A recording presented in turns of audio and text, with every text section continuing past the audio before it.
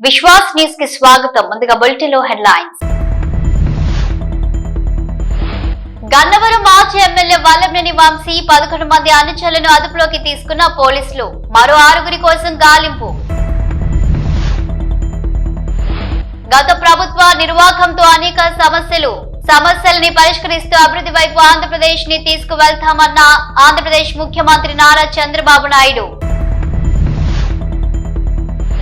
భారత రాజ్యాంగ నిర్మాత డాక్టర్ బిఆర్ అంబేద్కర్ కు వైఎస్ జగన్ ఘన నివాళి. ఎమ్మెల్సీ కవిత మరియు ఎమ్మెల్యే హరీష్ రావు బీఆర్ఎస్ నాయకుల హౌస్ అరెస్ట్. బీఆర్ఎస్ నాయకుల ఇళ్ల వద్ద భారీగా మోహరించిన పోలీసులు. నంద్యాలలో ఆర్యవైశ్య కుటుంబం అదృశ్యం. కుటుంబంతో సహా ఆత్మహత్య తప్పదని సెల్ఫీ వీడియో విడుదల. శ్రీకాకుళంలో దారుణ ఘటన చోటు చేసుకుంది. ఇండియన్ ఆర్మీ కాలింగ్ సంస్థ ఫౌండర్ ప్రెసిడెంట్ బసవరమణ తన వద్ద శిక్షణ కోసం వచ్చిన అభ్యర్థుల పట్ల పైశాచికంగా ప్రవర్తించాడు. ఆర్మీ, నేవీ, ఎయిర్ ఫోర్స్ లో ఉద్యోగాలు ఇప్పిస్తామంటూ లక్షలాది రూపాయలు వసూలు చేస్తూ పైగా అభ్యర్థులను తీవ్రంగా కొడుతున్నాడు. దీనికి సంబంధించిన వీడియో నెట్టింట వైరల్ అవుతుంది.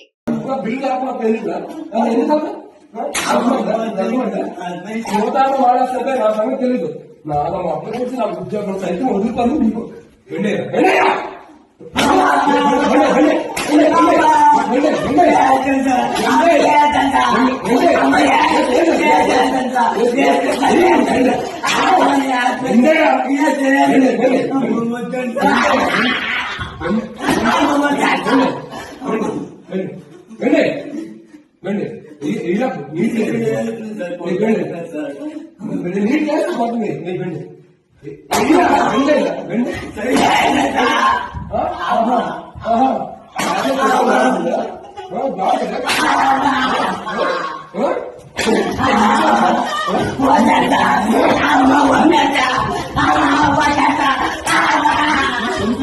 చెప్పండి. గన్నవరం మాజీ ఎమ్మెల్యే వల్లభనేని వంశీ అనుచరులను అదుపులోకి తీసుకుంటున్నారు పోలీసులు. ఈ రోజు తెల్లవారుజాము నుండి 11 మందిని అదుపులోకి తీసుకున్న పోలీసులు మరో 6 కోసం గాలిస్తున్నారు. గత ప్రభుత్వంలో గన్నవరంలోని టీడీపీ కార్యాలయంపై జరిగిన దాడి కేసులో వైసీపీ నాయకులను అరెస్టు చేస్తున్నారు పోలీసులు.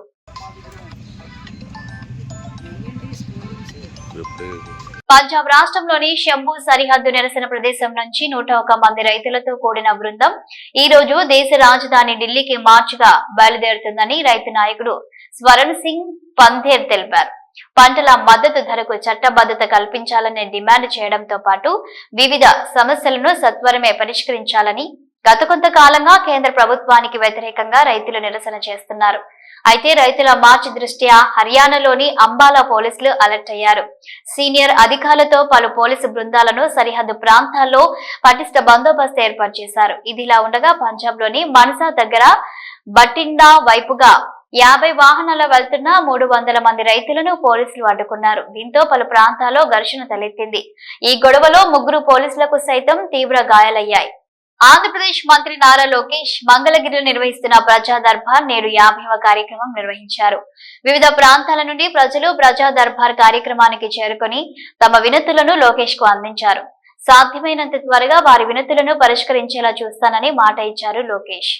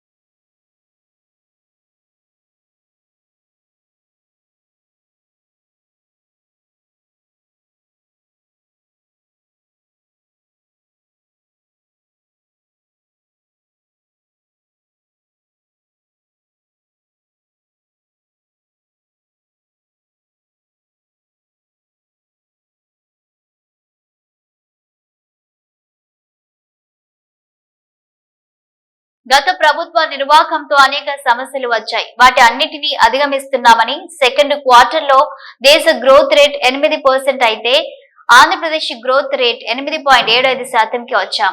ఒక్కో సమస్యని పరిష్కరిస్తూ అభివృద్ధి వైపు ఆంధ్రప్రదేశ్ ని తీసుకువెళ్తున్నామని అన్నారు ఆంధ్రప్రదేశ్ ముఖ్యమంత్రి Nara Chandrababu Naidu. We are preparing Vision 2047. Swarna Andhra Pradesh Vision 2047. We are keeping very high targets, 15% growth rate. Everybody is saying, is it possible? It is possible, we wanted to prove it. 14 to 19, we are able to grow at the rate of 13.5% at that time. Now we are talking 15% growth rate. Even today position Andhra Pradesh is not up to the mark. We are having legacy problems. We are correcting all legacy problems. This second quarter, if you see, all India growth rate is 8%. Andhra Pradesh growth rate is 8.75%. We are monitoring everything real time. Once in 3 months, we are able to study growth rate, GSDP, GDP, other states, wherever there is information we are monitoring.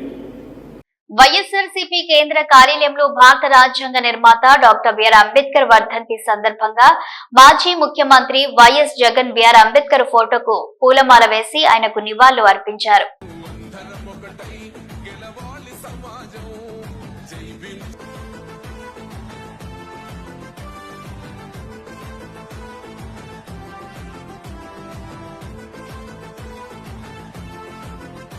MLC కవిత మరియు MLA Harish రావులను వారి వారి ఇళ్లలో house arrest చేశారు పోలీసులు. కవిత మరియు హరీష్ రావు ఇళ్ల ముందు భారీగా మోహరించారు పోలీసులు.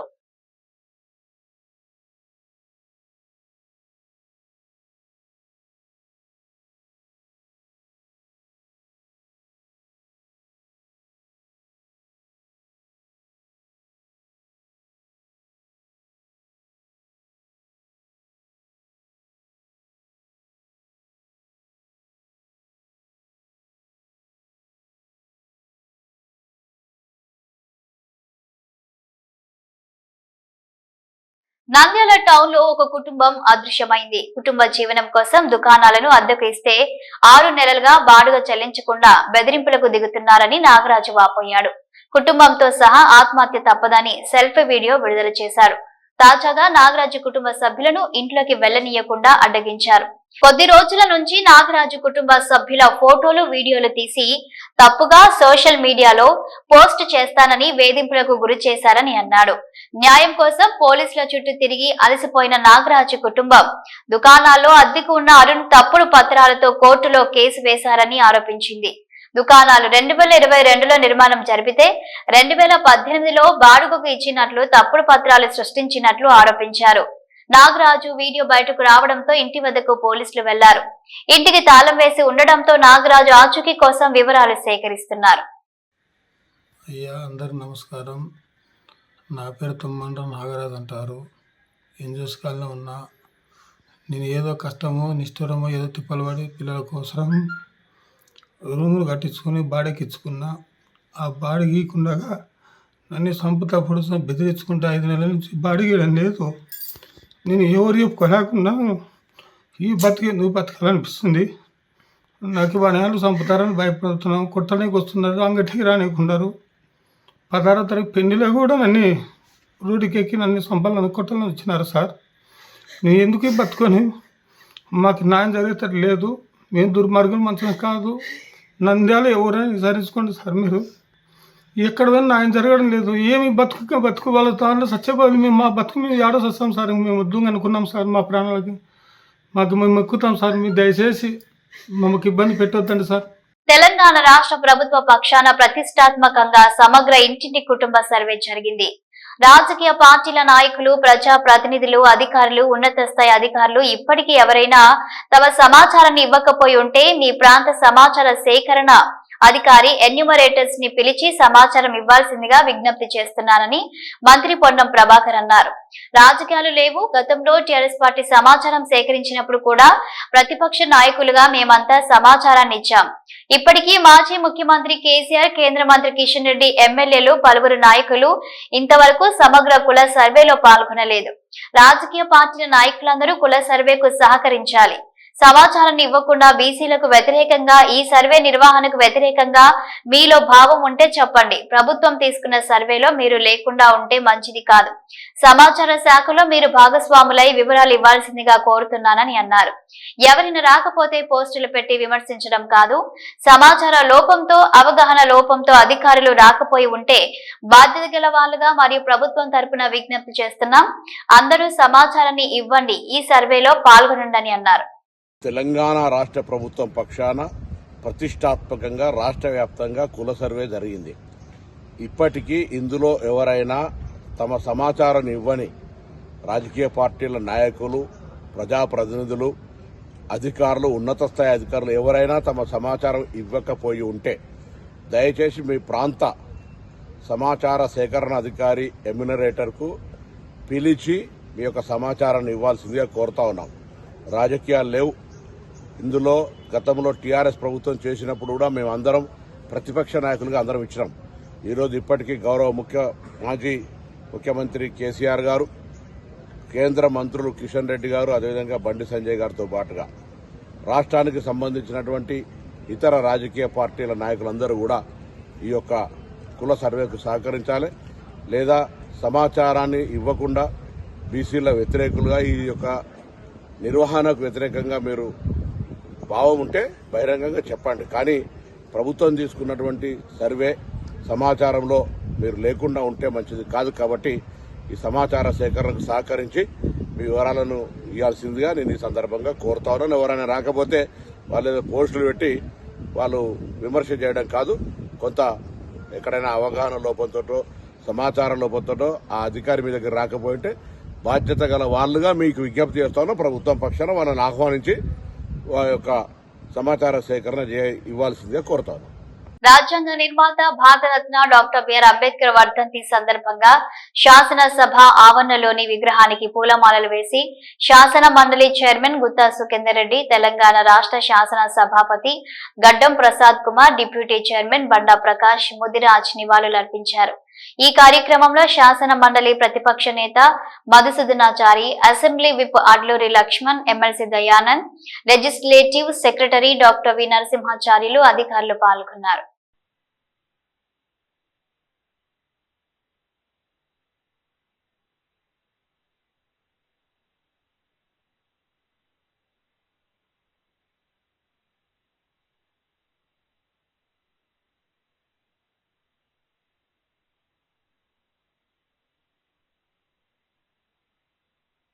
విజయవాడలో బ్లేడ్ బ్యాచ్ మరోసారి రెచ్చిపోయింది. Ajith Singh Nagar Rupalakshmi Sai bar and restaurant వద్ద పట్టుకూడి కోసం పాన్ షాప్ నిర్వహిస్తున్న విజయ్ కుమార్ పై ఒక తాగుబోతు దాడికి దిగాడు.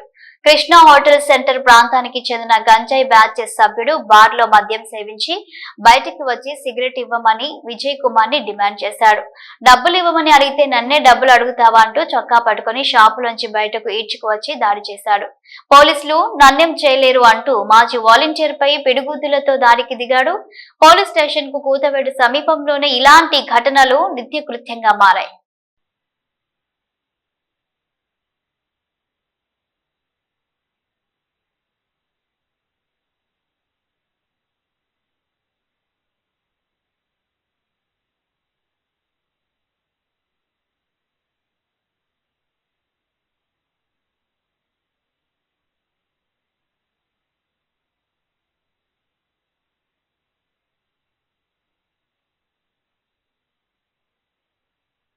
దుర్గమ్మను దర్శించుకున్న కేంద్ర మంత్రి సురేష్ గోపి. విజయవాడ కేంద్ర పెట్రోలియం, సహజ వాయువు, పర్యాటక శాఖ సహాయ మంత్రి సురేష్ గోపి శుక్రవారం ఇంద్రకీలాద్రిలో కనక దుర్గమ్మను దర్శించుకుని పూజలు జరిపారు.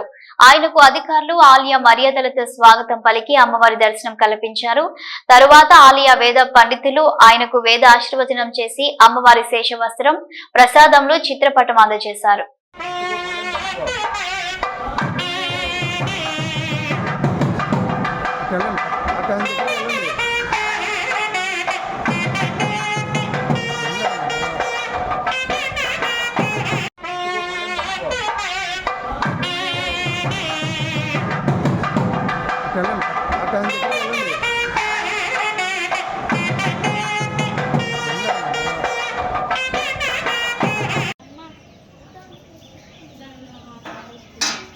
రంగారెడ్డి మీర్పేట్ మున్సిపల్ కార్పొరేషన్ అధికారుల పనితీరును నిరసిస్తూ మీర్పేట్ మున్సిపల్ కార్పొరేషన్ కార్యాలయం ముందు కార్పొరేటర్ విజయలక్ష్మి రాజు నిరాహార దీక్షకు కూర్చున్నారు. మహేశ్వరం నియోజకవర్గం మీర్పేట్ మున్సిపల్ కార్పొరేషన్ జనప్రియ మహానగరంలో అక్రమంగా సల్లార్ నిర్మాణాలు జరుగుతున్న మున్సిపల్ కమిషనర్ టౌన్ ప్లానింగ్ అధికారులు పట్టించుకోవడం లేదు. అందుకు నిరసనగా 31వ డివిజన్ కార్పొరేటర్ విజయలక్ష్మి రాజు మున్సిపల్ కార్యాలయం ముందు ధర్నా చేపట్టారు. అందరికీ నమస్కారం. ఈరోజు నేను ఇక్కడ ధర్నా చేయడం జరుగుతుంది మీర్పేట్ మున్సిపల్ ఆఫీస్ దగ్గర. నేను ఏప్రిల్ నుండి నేను జనప్రియలో ఇల్లీగల్ అవుతుందని చెప్పి కంప్లైంట్స్ ఇస్తున్నా. దీని మీద ఎలాంటి యాక్షన్ లేదు. దయచేసి ఇప్పటికైనా అధికారులు ముందుకు వచ్చి దీని మీద యాక్షన్ తీసుకోవాలి, కఠిన చర్యలు తీసుకోవాలని నేను కోరుకుంటున్నాను. ఏప్రిల్ నుండి ఇస్తున్నా సార్. ఇప్పటికీ 3 కమిషనర్లు మారిర్రు. అయినా సరే ఏదో ఒక కమిషనర్ వచ్చి మాకు న్యాయం చేస్తాడు అనుకున్నాము. పబ్లిక్ కూడా వచ్చి విసుగు చెంది అలసిపోయారు, మాకు న్యాయం జరగదని ఆగిపోయారు. కానీ నేను పబ్లిక్కి ఎన్నుకున్న నాయకురాలుగా వాళ్ళకి నేను ఎట్లయినా సరే న్యాయం చేస్తా అని చెప్పి నేను ఇక్కడ ధర్నా చేయడం జరిగింది. డెఫినెట్గా ఈ ధర్నా ఇలాగే కొనసాగిస్తా. నాకు న్యాయం జరిగే వరకు నేను ఇక్కడ ముందుకు అర్థమని చెప్తున్నాను. రామచంద్రపురం పట్టణంలో south India shopping mall opening చేసిన హీరోయిన్ శ్రీలీల. సంగారెడ్డి జిల్లా పటాన్చెరు నియోజకవర్గం రామచంద్రపురం మండలం సాయినగర్ కాలనీలో నూతనంగా ఏర్పాటు చేసిన 37వ సౌత్ ఇండియా షాపింగ్ మాల్ కు ముఖ్య అతిథిగా వచ్చిన హీరోయిన్ శ్రీలీల జ్యోతి ప్రజ్వలన చేసి సరికొత్త షోరూం ని ప్రారంభించారు. ఈ సందర్భంగా శ్రీలీల మాట్లాడుతూ విశేష కార్యక్రమం గుర్తుండిపోయేలా, వస్త్ర ప్రియులు ఆనందించేలా సౌత్ ఇండియా షాపింగ్ మాల్లో 150 రూపాయల కనీస ధరతో కాస్ట్ టు కాస్ట్ అమ్మకాలతో తమ ప్రత్యేకతను చాటి చెప్పారు. విస్తారమైన ఈ showroom south India shopping mall brand అంకిత భావానికి, ప్రత్యేకతకు గుర్తుగా కొనుగోలుదారులను అలరిస్తుంది. వివాహ శుభకార్యాలు మొదలుకొని ప్రత్యేక పర్వదినాల వరకు అన్ని తరాలను వస్త్ర శ్రేణి ఇక్కడ అందుబాటులో ఉండటం విశేషమని అన్నారు. అలాగే అభిమానులతో మాట్లాడి సందడి చేసింది. ఈ కార్యక్రమంలో డైరెక్టర్ సురేష్, సీర్నా, అభినయ్, రాకేష్, కేశవ్, అభిమన్యు పాల్గొన్నారు.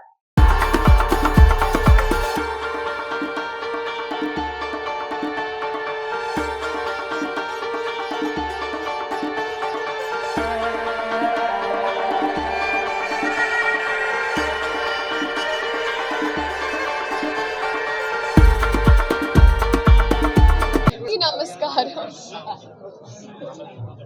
South India shopping mall 37th store open చేస్తున్నాం. అండ్ మన ట్విన్ స్టేట్స్లో maximum number of stores ఉంది south India. So I'm wishing them all the very best yet again. త్వరలో సౌత్ ఇండియా నుంచి pan India shopping mall thank you so much. అలాగే ఇప్పుడు వచ్చే పండుగలకైనా, festivals, Christmas పండుగ, న్యూ ఇయర్, మళ్ళీ తర్వాత మన ఉగాది, ఇంకా వరుసగా పండుగ ఇప్పుడే కలెక్షన్ స్టాక్ చేసుకొని పెట్టుకోవడం బెటర్. ఎందుకంటే వరుసగా ఆఫర్స్ కూడా ఉన్నాయి. And lakhs varieties of options అదే. సో అందరు రండి, కొత్త స్టోర్ చాలా బాగుంది. ఫ్యామిలీ తోటి, ఫ్రెండ్స్ తోటి అందరూ వచ్చి షాపింగ్ చేయాలని మనస్ఫూర్తిగా కోరుకుంటున్నాను. కలుద్దాం ఇంకో 1 week లో.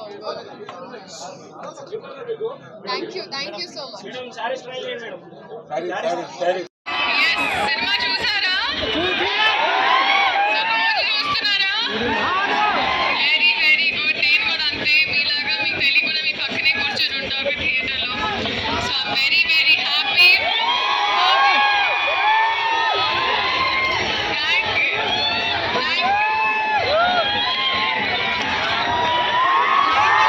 Thank you so much.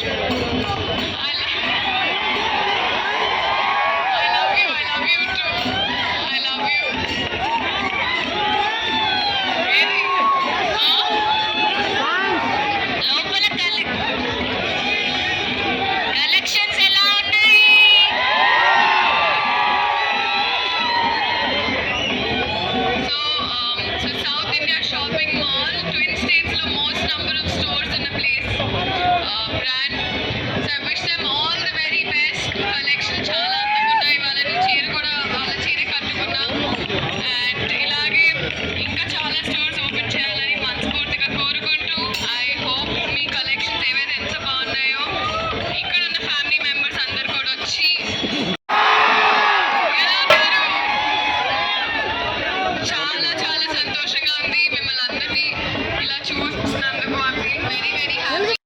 జిల్లా కేంద్రంలో శనివారం తెలంగాణ రాష్ట్ర ముఖ్యమంత్రి రేవంత్ రెడ్డి పర్యటించి ఉదయ సముద్రం ఎత్తిపోతల పథకం మెడికల్ కళాశాల ప్రారంభోత్సవాలు సందర్భంగా శుక్రవారం బహిరంగ సభ ఏర్పాట్లను రాష్ట్ర నీటిపారుదల పౌర సరఫరాల శాఖ మంత్రి ఎన్ ఉత్తమ్ కుమార్ రెడ్డి, రాష్ట్ర రోడ్ల భవనాల శాఖ మంత్రి కోమటిరెడ్డి వెంకటరెడ్డి, జిల్లా కలెక్టర్ త్రిపాఠి, జిల్లా అధికారులు, ప్రజా ప్రతినిధులతో కలిసి పరిశీలించారు. నల్గొండలో ఈ వెన్యూలో ఒక అద్భుతమైన బహిరంగ సభ ద్వారా రాష్ట్రం మొత్తానికి ఒక మెసేజ్ పంపించుకున్నాము. మా ప్రభుత్వం సామాజిక న్యాయం, సోషల్ జస్టిస్, ఇంక్లూజివ్ గ్రోత్, అందరినీ కలుపుకొని అభివృద్ధి చెందడం, వెల్ఫేర్, డెవలప్మెంట్, ఈ వరంగల్ ఎయిర్పోర్ట్ కానీ కొన్ని చారిత్రాత్మక అభివృద్ధి కార్యక్రమాలతో ముందుకు పోతున్నాం. ఈ ప్రజలు మమ్మల్ని దీవించాలని చెప్పి, ఆశీర్వదించాలని చెప్పి కోరుకుంటున్నాం. పెద్దలు, సీనియర్ నాయకులు, 6 సంవత్సరాలు పిసిసి ప్రెసిడెంట్గా, 7 సార్లు ఎమ్మెల్యేగా, ఎంపీగా గెలిచిన వ్యక్తి, మన జిల్లాకి వెళ్ళి నీటిపారుదల, సివిల్ సప్లై మినిస్టర్గా నాతో సీనియర్తో పాటు ఈరోజు రేపటి సభ ఒక చరిత్ర సృష్టించే సభలాగా ఉండాలన్నది వారి కోరిక, నా కోరిక, మా ఎమ్మెల్యేల కోరిక. మేమందరం కూడా ప్రజలకు అదే పిలిపిస్తున్నాం. ఎందుకంటే రేపు 7వ తారీఖు రోజు లాస్ట్ ఇయర్ 2023లో ఇదే రేపు ముఖ్యమంత్రి గారు రేవంత్ రెడ్డి గారు మేము మంత్రులుగా ప్రమాణ స్వీకారం చేసిన రోజు 345 రోజులు అయింది. అందులో 100 రోజులు ఎంపీ ఎన్నికల ఎలక్షన్ కోడ్ పోయింది. 9 నెలల్లో ఎన్నో కార్యక్రమాలు చేసినాం. ఇరిగేషన్ సంబంధించి ఆగిపోయిన, అప్పుడు మేము వచ్చి కట్టిన ఆగిపోయిన ప్రాజెక్టు మొదలు పెట్టించిన వారు.